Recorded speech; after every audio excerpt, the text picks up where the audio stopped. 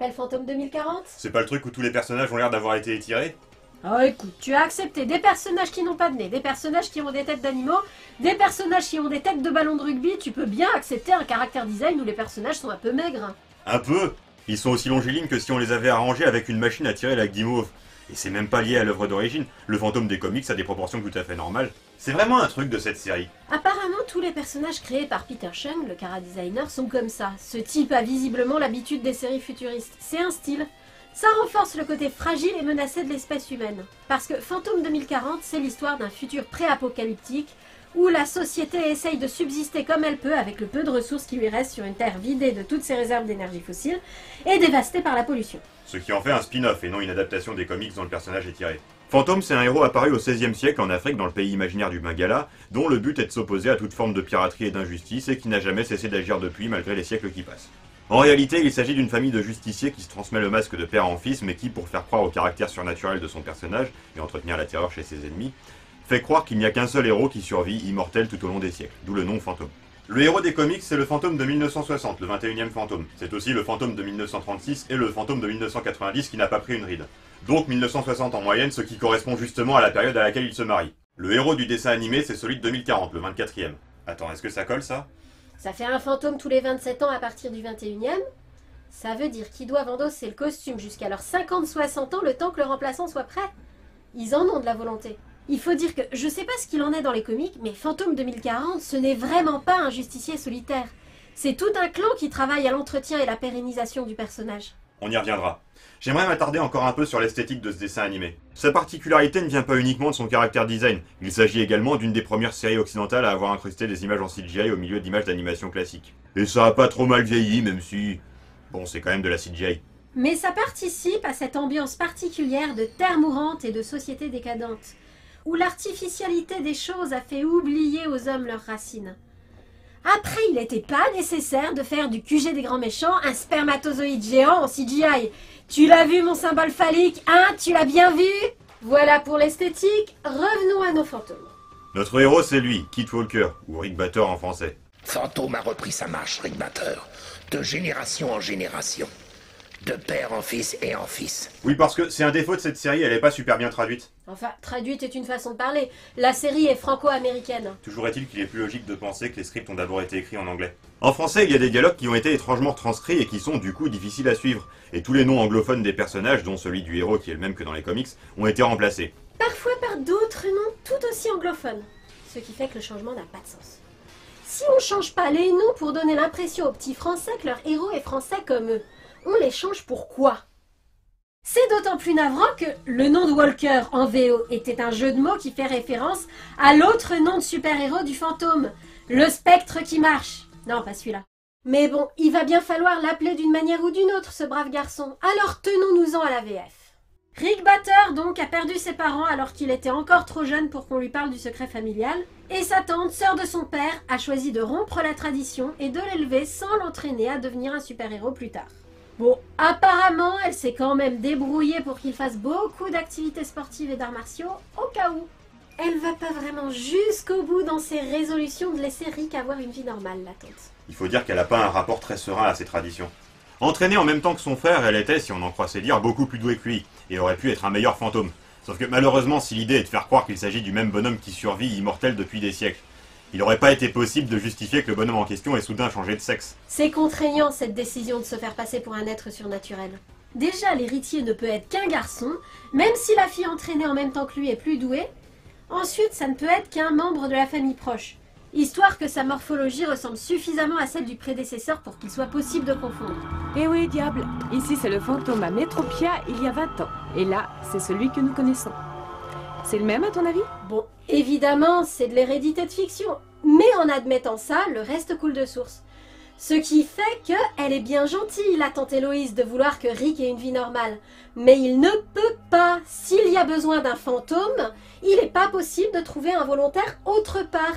Il faut que ce soit lui.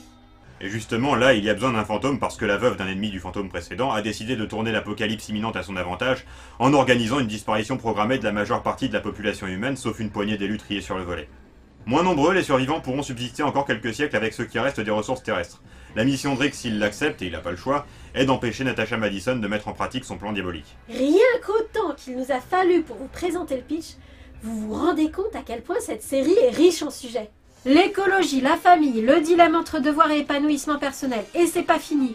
Nous aborderons aussi la question de la colonisation de l'espace, de l'intelligence artificielle, du caractère autodestructeur de l'ambition, de la difficulté à trouver un équilibre quand on a une histoire de famille très lourde, de la fin et des moyens, du libre arbitre, du caractère implacable du destin et de la vanité qu'il y a à vouloir lui résister, de la marge de liberté qu'il te laisse, du caractère dangereux, douloureux et pourtant indispensable de la vérité et de la quête du savoir. Et de combien une double identité c'est pas cool pour draguer les filles. Même pas. Du fait que la solution est de sortir avec une fille encore plus débordée que toi, elle remarquera pas tes absences. Toujours est-il que ça fait beaucoup de sujets, tous très intéressants, et la série ne fait que 35 épisodes, vous voyez le problème. On est obligé de traiter ces sujets de manière aussi rapide que possible, sans pour autant les survoler. Curieusement, ça ne se traduit pas par une négligence des sujets en question, mais plutôt par une grande économie dans la mise en scène. Einstein disait « Il faut rendre les choses aussi simples que possible, mais pas plus ». C'est-à-dire donner toute l'information en disant le moins possible. La série fonctionne selon ce principe. Comme on a dit, il se peut que pas mal de bizarreries des dialogues soient simplement des problèmes de traduction. Mais ça n'explique pas tout et le reste s'explique comme ça. Il fallait économiser la mise en scène. La présence de Duran pourrait indiquer que Fantôme est ressuscité. Il en est fort capable. Cette histoire de spectre qui marche relève de la plus inepte des superstitions. Aucune mesure spéciale C'est moi qui décide des mesures à prendre. Faut-il encore te le rappeler? Je ne l'oublie jamais, Madame Madison. Cherche où est Duran. Et lorsqu'il prendra contact avec Fantôme, élimine-les tous les deux. Le résultat, c'est que beaucoup d'informations complexes concernant les enjeux sociopolitiques et la psychologie des personnages mériteraient d'être davantage expliquées, mais ne le sont pas. On en dit toujours suffisamment pour que le spectateur ait la possibilité de combler les blancs, mais pas assez pour lui confirmer qu'il a bien deviné. C'est bien de ne pas prendre les spectateurs pour des cons, mais des fois, on aime quand même bien avoir confirmation que ce qu'on a compris, c'était bien ce qu'on était censé comprendre. Et même si c'est en soi une façon astucieuse de compresser les intrigues en épisodes de 20 minutes sans les rendre moins intelligentes, ce caractère expéditif de la mise en scène est suffisamment dérangeant pour gâcher l'expérience de visionnage. Il faut faire un effort de volonté pour passer outre. Mais ça vaut la peine de faire cet effort puisque, comme on l'a dit, la série est très riche. Par quoi commencer? Par le héros. Le personnage de Fantôme lui-même est très bon. Sans être un Malo Corrigan ni un Spider-Man, il est intelligent juste ce qu'il faut, sans être impossible à prendre en défaut, altruiste juste ce qu'il faut, sans se mettre en danger plus que nécessaire, amoureux juste ce qu'il faut, sans être possessif ni surprotecteur, généreux juste ce qu'il faut, il se pose des vraies questions sur les limites à ne pas franchir. Et nous verrons que ces questions sont les plus difficiles auxquelles peut être confronté un super-héros. Vous voulez me tuer, allez-y, ne vous gênez pas. Et vous ferez comme moi, vous dicterez vos lois et les appliquerez vous-même. Non, retournez dans la jungle, à cette époque révolue qui est la vôtre. La justice n'a pas sa place dans le futur, et vous non plus, Fantôme. Vous êtes un anachronisme vivant. Le fait qu'il soit en apprentissage et qu'il ait à comprendre d'une traite ce qu'il aurait dû apprendre depuis son enfance est à la fois sa faiblesse et sa force. Découvrant la tradition de Fantôme à l'âge adulte, il est plus à même de remettre en question ses fondements que n'ont fait ses ancêtres. Mais on ne va pas se contenter de si peu. Rajoutons-lui une angoisse liée à la mort de son père qui pourrait être mort en causant, accidentellement ou volontairement, une catastrophe écologique ayant fait des centaines de morts dont celle d'Axel Madison Senior, son ennemi de toujours, mari de Natasha Madison, la méchante actuelle. Bien qu'il soit terrorisé à l'idée de voir cette rumeur confirmée, Rick n'aura de cesse de découvrir la vérité, quitte à apprendre que la haine de Natasha vis-à-vis de son personnage de héros est totalement légitime. Puisqu'on l'a évoqué, parlons de Natasha. Son but est de génocider la majeure partie de la population pour assurer la survie du reste. Attention, c'est pas une visionnaire comme Sozin dans Avatar, c'est quelqu'un de très méchant, même indépendamment de ça, mais qui base sa vilainie sur la conjoncture actuelle. Et même si on ne peut pas nier que ses motivations sont mauvaises, c'est quand même du problème écologique que découle la criminalité.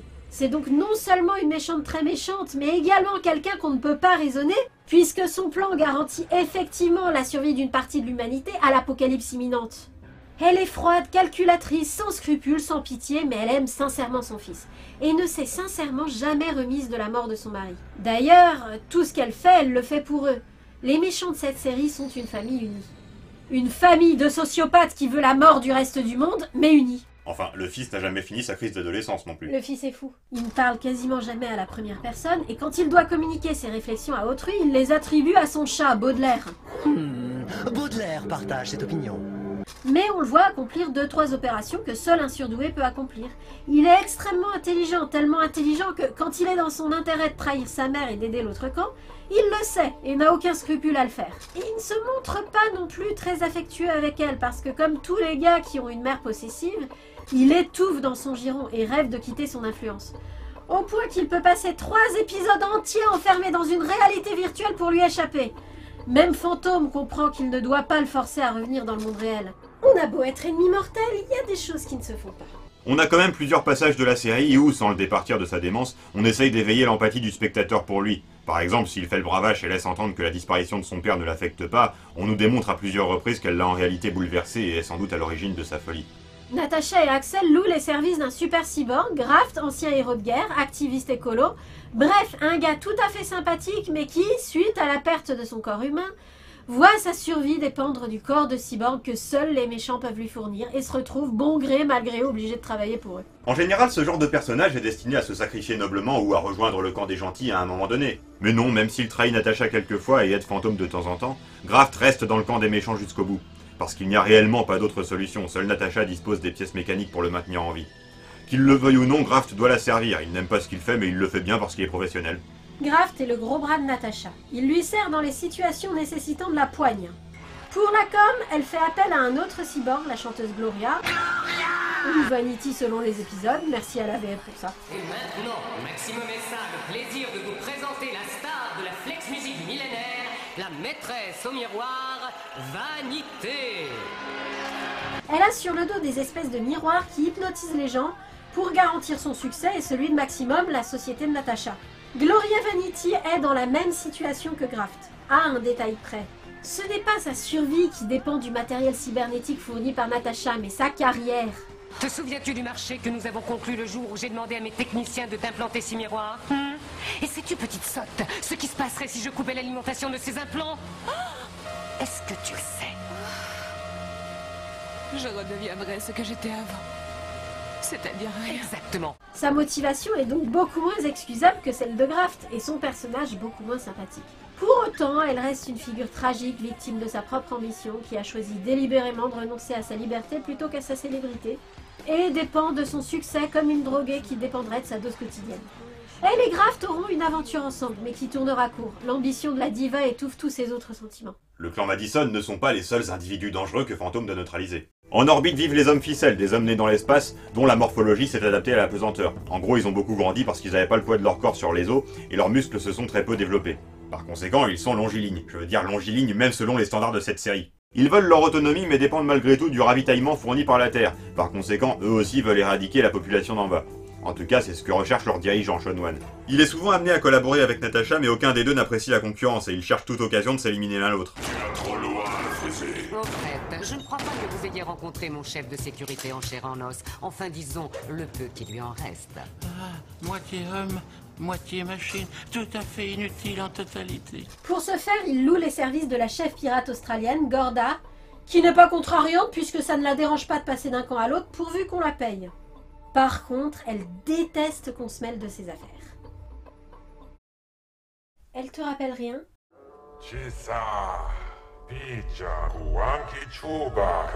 Ouais, y a de ça. Mademoiselle Struthers, tout le monde sait que vous avez collecté des millions de dollars pour aider les enfants sous-alimentés d'Éthiopie.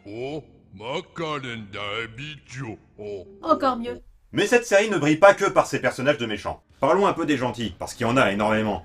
Fantôme a énormément d'alliés, de partenaires et d'équipiers. Et je parle pas juste d'informateurs ou de techniciens. Non, tous l'ont accompagné sur le terrain au moins une fois. D'ailleurs, c'est marrant, aucun d'eux n'a de masque, mais il se montre quand même en public en compagnie de Fantôme. En même temps, le but du masque de Fantôme n'est pas de cacher son identité secrète, mais de faire croire aux gogols qui y croient déjà que c'est toujours le même gars depuis 500 ans. Bah, Natasha aimerait quand même beaucoup savoir qui c'est derrière le masque. Je ne peux pas lui ôter son masque, il est fixé à même la peau par commande télépathique. Et elle ne parvient jamais à le deviner. Elle n'est pas forte parce que les partenaires de Fantôme se montrent indifféremment en compagnie de Fantôme et de Rick Batter. Et c'est pas comme s'ils avaient une physionomie spécialement générique. Entre le petit jeune des rues, le grand black en costume traditionnel africain et le professeur d'université grabataire, ils sont quand même tous suffisamment reconnaissables pour qu'on les remarque quand on les croise dans la rue et qu'on les aborde en leur disant « Hey, t'es un des sidekicks de Fantôme toi, tu voudrais pas me dire son identité secrète? Hein? Ouais, parce qu'ils connaissent tous son identité secrète. C'est le secret de Polichinelle. Faut pas beaucoup supplier Fantôme pour qu'il la révèle. Je ne sais pas qui est ce Rick dont vous parlez. Tu peux lui faire confiance, Guran. Il n'y a qu'à sa petite amie policière qu'il rechigne à l'avouer. Il faut dire qu'elle-même met une bonne volonté extrême à refuser de comprendre toute seule, à croire qu'elle le fait exprès. Enfin, mais elle est avertie par son chien et elle l'écoute pas. Le chien, c'est un mix de l'idée foireuse numéro 11 et de Starscream. On ne l'écoute jamais, et pourtant il est précisé que c'est un animal génétiquement modifié pour être beaucoup plus intelligent que la normale et qu'en principe, deviner qui se cache sous le masque du justicier masqué fait partie de ses compétences. Et quand enfin elle le devine, c'est d'un seul coup, comme quelqu'un qui admet juste enfin quelque chose qu'il a refusé de voir depuis le début, parce qu'il n'était pas encore prêt à affronter cette vérité. Elle le prend pas trop mal quand elle comprend. Elle l'aurait pris beaucoup plus mal si elle l'avait appris 10 épisodes plus tôt. D'où ma théorie. Elle fait exprès de ne pas s'en rendre compte, jusqu'à ce qu'elle puisse affronter cette découverte sans avoir un conflit d'intérêts entre son amour pour Rick Batter et son devoir de policier à qui on a ordonné d'arrêter Fantôme. En tout cas, ce n'est pas franchement à son honneur de ne pas s'en rendre compte, parce qu'apparemment, même sans repérer les sidekicks à ses côtés, on peut l'identifier assez facilement. Si c'est uniquement pour ça que vous êtes venu me voir, j'arrangerai un rendez-vous à son gymnase. Mais quand tout ça sera fini, je ne veux plus jamais revoir le nommé Rick Batter, compris? Pourquoi me dites-vous ça? C'est pas un mauvais personnage, même si elle souffre du syndrome de Lois Lane. Elle est le classique policier honnête dans une ville où la police est corrompue, pas très original. Ce qui est plus original, c'est sa tenue de travail. Personne ne se plaindra que cette armure laisse peu de place à l'imagination. On est loin des classiques tenues d'héroïnes de comics. Ouais, j'ai quand même des doutes sur le côté pratique de cet exosquelette. Elle peut vraiment bouger comme elle veut avec ça? Visiblement oui.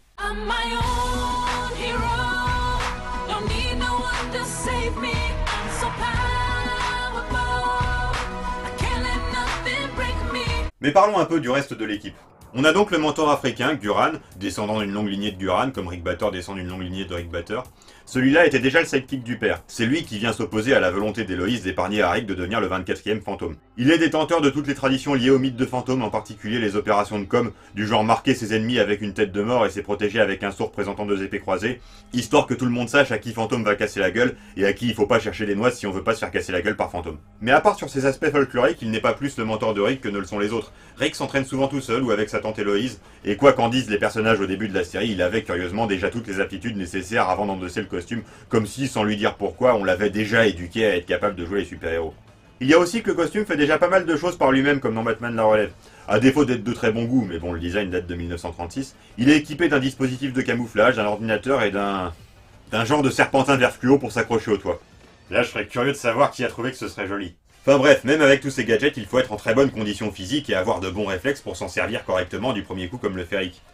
Il a forcément été quand même un peu entraîné. On vous dit que la tante est ambivalente sur le soi-disant droit de son neveu à avoir une vie normale. Elle est ambivalente sur beaucoup de choses qui concernent sa famille. Elle était apparemment très jalouse de son frère et en même temps l'aimait beaucoup. Elle est furieuse de ne pas pouvoir être fantôme, mais en même temps elle tient autant que Guran au folklore qui entoure le personnage et qui l'empêche de prendre le costume. Elle reste la plupart du temps en arrière, pourtant elle est très efficace sur le terrain. Et elle pratique même l'hypnose. Et tu n'as rien vu, rien entendu, hein, diable?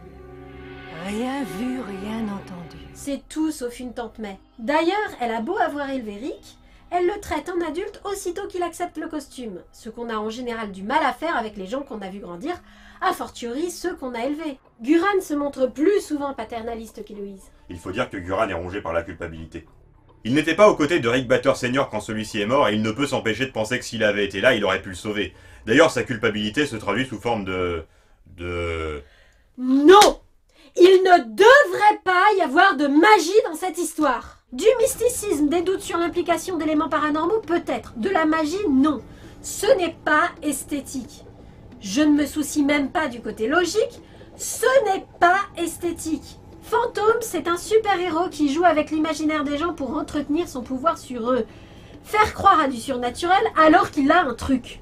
Son histoire ne doit pas impliquer de la vraie magie. Sinon, qu'est-ce qui l'empêche de se mettre en quête d'un puits de Lazare et de devenir effectivement immortel, Plutôt que de tricher en se débrouillant pour avoir un garçon avant ses 30 ans. Là, pas s'énerver. La troisième personne qui peut potentiellement jouer le rôle de mentor auprès de Rick, c'est son professeur d'université, le professeur Archer. Il devine tout seul l'identité de Fantôme, super facile à deviner je vous dis, et il intègre le groupe pour apporter sa propre pierre à l'édifice. Parce qu'il est spécialiste en criminologie, du coup il a de vraies compétences de détective. Fantôme au final, c'est pas juste un individu, c'est toute une équipe. Il manque plus qu'un petit génie de l'informatique pour craquer la base de données ultra secrète de Natasha Madison et le tableau sera complet. Il suffit de demander.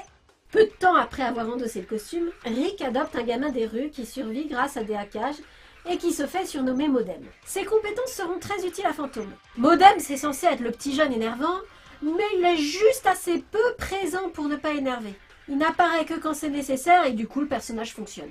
Il ne joue pas le rôle de Robin parce que Fantôme n'a pas vraiment besoin d'un Robin. Il n'est pas non plus le personnage plus jeune auquel le spectateur peut s'identifier, Rick étant encore suffisamment jeune pour ça. Il est juste un autre personnage haut en couleur de cette série sur qui on s'attarde le temps qu'il faut, pas plus, pas moins. Voilà pour l'équipe directe, mais Fantôme profite parfois de l'aide d'alliés épisodiques. Par exemple, il y a Heisenberg, le biote évolutif conçu par Axel Madison Jr. Les biotes sont des robots humanoïdes chargés des tâches rébarbatives et dangereuses à la place des humains. Ça doit être pour ça qu'ils ont des têtes de mannequins de crash test. En principe, ce ne sont que des machines sans conscience. C'est d'ailleurs bien pratique parce que du coup, Fantôme peut en détruire des tonnes au cours des scènes d'action, sans pour autant cesser d'être un héros pacifique qui ne tue pas.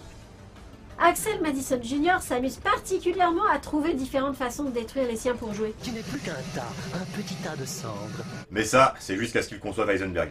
Heisenberg est un biote polymorphe capable d'apprendre de ses erreurs et d'évoluer. Le but de sa conception était de créer un adversaire digne de Fantôme. Mais Heisenberg évolue tellement qu'il finit par gagner une conscience et des sentiments. Il quitte alors l'autorité d'Axel et prend son autonomie. Et il se débrouille pour faire évoluer de la même manière tous les biotes qu'il rencontre. De plus en plus de biotes cessent par conséquent d'être des objets pour devenir des personnes. Enfin, il est parfois sous-entendu que certains biotes normaux développent spontanément une conscience et rejoignent le groupe d'Heisenberg à ce moment-là. C'est pas clair. Ils disent ça, mais le jour où Fantôme croit avoir affaire à de tels biotes, c'est des humains déguisés en biotes. Et on voit que les vrais biotes intelligents doivent être modifiés par Heisenberg pour vraiment se réveiller. Toujours est-il que Fantôme 2040 est une des rares séries à assumer jusqu'au bout le thème de Pygmalion. D'habitude, on découvre que l'intelligence artificielle capable de sentiments et de conscience l'est parce qu'elle était en réalité humaine dès le départ, ou alors parce que des éléments organiques ont été intégrés à sa conception, ou alors qu'elle ne dépassera vraiment sa condition de robot que si elle fusionne avec un être organique. Mais pas ici. On est vraiment dans un cas de machine qui évolue au point de devenir humaine. Elle est du coup davantage que les humains parce qu'elle a réellement appris à l'être. Mieux encore, cette intelligence artificielle-là trouve que l'humanité est à ce point enviable qu'elle transmet ce qu'elle a appris à autant d'intelligence artificielle qu'elle peut. C'est un message extrêmement optimiste et positif sur l'humanité. Ce qui me permet de remarquer que c'est toujours les séries les plus horribles qui sont les plus positives sur l'humanité. Par exemple, Fullmetal Alchemist, c'est la série où des enfants perdent leurs membres en essayant de ressusciter leur mère, où des prisonniers sont transformés en monstres et doivent endurer des souffrances physiques inimaginables, et où des pères font fusionner leur petite fille avec leur chien pour ne pas se retrouver au chômage. Et c'est malgré tout la série où les méchants ne peuvent être sauvés que grâce aux fragments d'humanité qui persistent en eux. Ici, c'est pareil. C'est un monde tellement pourri qu'on ne peut y parler que d'espoir. Tous les pires cauchemars de l'humanité se sont réalisés, la planète n'a plus d'énergie, la nature se meurt, les humains vivent une existence de plus en plus vaine et de moins en moins naturelle. Mais rien ne vient remettre en question l'idée que l'humanité des humains, et ce grâce à quoi ils finiront par s'en sortir, à tel point, comme on a dit, que les machines qui deviennent conscientes souhaitent aux autres machines de devenir conscientes elles aussi. Alors que Green Lantern, la série animée qui se passe dans la réalité fantasmée de l'univers d'ici, où les forces du bien restent prépondérantes par défaut, elle ne parvient pas à transmettre aux spectateurs ce message positif sur l'humanité que FMA et Fantôme 2040 parviennent sans problème à véhiculer. La comparaison ne sort pas du cul. Green Lantern échoue dans le traitement du thème de l'intelligence artificielle, et c'est précisément celui-là que FMA réussit avec les homonculus, et que Fantôme 2040 réussit avec Heisenberg. Le thème de l'intelligence artificielle est vraiment un thème très présent dans Fantôme 2040. Il y est abordé de différentes façons, pas seulement au travers du personnage d'Heisenberg. Natasha Madison ne s'étant jamais remise de la mort de son mari, elle programme une intelligence artificielle depuis des années pour lui donner les souvenirs et la personnalité d'Axel Madison Sr. Le but final étant d'intégrer l'intelligence ainsi reconstituée dans un biote à l'image d'Axel Madison Sr. et vivre avec lui comme s'il s'agissait réellement de lui. Au cours de la série, cette intelligence artificielle se perfectionne de plus en plus et devient même capable de jouer le rôle d'Axel Madison Sr. Et il est impossible de déterminer à quel point cette copie est réellement Axel Madison Sr. ou pas. Sinon, je crois qu'on peut faire ce spoiler parce qu'il est très facile à deviner. Cairo, l'indique de Fantôme, qui ne communique avec lui que par hologramme interposé, est également une intelligence artificielle. Un troisième genre d'intelligence artificielle. On ne spoilera pas pourquoi cette intelligence artificielle a été créée, mais ce n'est pas indispensable pour camper le personnage. Cairo n'est pas aussi autonome et aussi humain qu'Heisenberg, même s'il reste assez doué de conscience pour être considéré comme une forme de vie, même quand on découvre qu'il n'est qu'une IA. Ce qu'il est avant tout, c'est un programme qui exécute sa programmation, mais l'exécute jusqu'au bout, un peu comme Goto dans KOTOR 2, qui était un droïde de gestion administrative et qui a fini par décider de remettre la République en ordre. Cairo a été programmé pour accumuler et conserver tout le savoir possible. Il devient donc trafiquant d'informations qui se fait payer en informations. Il fait affaire avec Fantôme aussi bien qu'avec Natasha, mais officieusement il est plutôt du côté de Fantôme. D'ailleurs il lui file parfois des infos gratuitement, tout en cachant à Natasha des détails particulièrement sensibles qui lui auraient été bien utiles de savoir. La comparaison avec Goto est pertinente. Fantôme réalise que Cairo est une intelligence artificielle exactement de la même manière que l'exilé se rend compte que Goto en est une, en constatant qu'aucun message holographique n'arrive de l'extérieur et que l'hologramme ne peut être projeté que depuis son propre ordinateur. On peut aussi le considérer comme le côté lumineux de Brainiac. Il accumule des informations, mais il n'en détruit pas la source pour en être le seul détenteur. Il accumule du savoir dans le but de le partager. Fantôme a d'autres alliés occasionnels, d'autres ennemis occasionnels, et il y a d'autres personnages secondaires dans le décor, mais on a présenté les plus récurrents. Les autres... Vous peuple de Métropia! Violence purement gratuite, massacre à vous secouer les tripes, énorme explosion en direct, comme vous les aimez! Wow! Regardez la série, je vous jure, ça en vaut la peine. On pourrait se demander pourquoi Fantôme se bat dans un monde aussi moribond. Mais en fait, les solutions existent. Des solutions inventées par Axel Madison Senior. Pas dans un but philanthropique, évidemment. C'était censé être une opération à la Lex Luthor. Il n'empêche que ces solutions pour restaurer les ressources terrestres existent et qu'elles marchent. Du coup, pour sauver la Terre, il faudrait voler au Madison une technologie qui leur appartient. Violer la loi, se substituer à elle. La justice. Qu'est-ce qu'on en sait à 18 ans? C'est une situation très complexe où les bons sentiments ne suffisent pas à déterminer quelle est la chose à faire. C'est, comme on l'a dit, le dilemme le plus difficile possible pour un super-héros. Et c'est formidable d'avoir créé cette situation. La série n'est malheureusement disponible en français que jusqu'à l'épisode 28, 27 ou 26, selon la façon dont on compte. Disons le double épisode Le Péché des Pères. Celui-ci, s'il avait été le dernier de la série, aurait pu constituer une bonne fin ouverte, même s'il laisse en suspens plusieurs sous-intrigues et se termine par un cliffhanger. Les 7 derniers épisodes, nous n'avons pu les voir qu'en anglais, dans une qualité de son parfois assez médiocre, ce qui n'est pas vraiment une condition optimale pour arriver à suivre les dialogues expéditifs. Ces 7 épisodes dénotent d'un état d'esprit plutôt différent de ce qu'on a vu jusqu'alors. Ils ont l'avantage d'apporter une conclusion à tout ce qui nécessitait une conclusion, et plusieurs bonnes idées y sont exploitées, mais on déplorera tout de même une certaine baisse de qualité dans le traitement des intrigues, ainsi que plusieurs contradictions par rapport à ce qui a été établi auparavant dans la série. C'est très bizarre. Ces 7 derniers épisodes font vraiment l'impression de constituer une saison 3 écrite longtemps après la 2, mais ce n'est visiblement pas le cas. En tout cas, ça nous empêche de considérer ces épisodes comme canoniques. Du coup, ce que nous avons dit avant n'en tient pas compte. Quoi qu'il en soit, ces histoires ne sont pas mauvaises pour autant, et si on n'est pas trop à cheval sur la cohérence au sein de la série, le dernier épisode peut constituer une fin satisfaisante. Donc nous vous laissons juge, du moins si vous êtes assez bon en anglais pour tenter l'aventure. La musique est bonne, le générique aussi, malgré le gros plan sur le cul de Fantôme. Oui, la série est parfois bizarre dans le choix du cadrage, et le choix des scènes à montrer et de celles à laisser hors cadre. Ça participe au fait que les événements sont difficiles à suivre, mais ça participe aussi à son identité.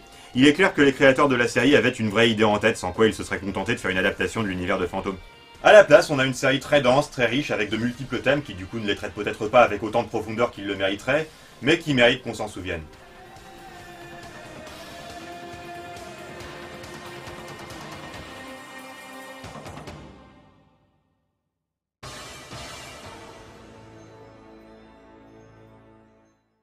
Je serai toujours là, tapis dans l'ombre, pour voir si vous ne seriez pas assez stupide pour recommencer.